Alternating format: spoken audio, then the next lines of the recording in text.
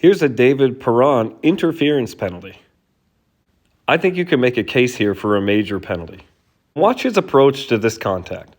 Both players are just kind of gliding to the same space.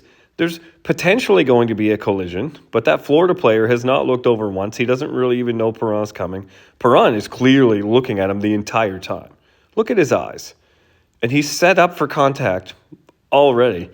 And as soon as he sees this chance, he gets in front and then leans forward into contact at a pretty good height too.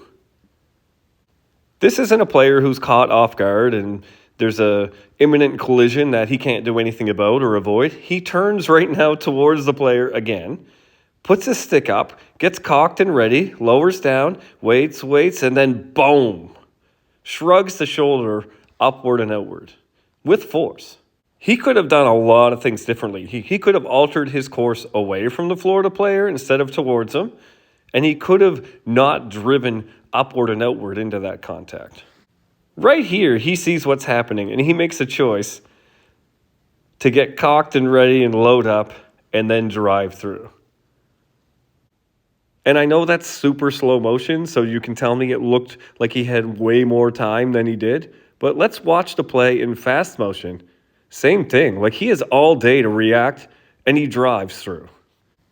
If you have time to make a decision to drive through a player and towards them, then you have time to make a decision to do something else as well. I'd classify this as a non-hockey play that isn't malicious, putting it in my 3 to 5 game suspension category. Tough Call would suspend David Perron of the Detroit Red Wings 4 games for interference.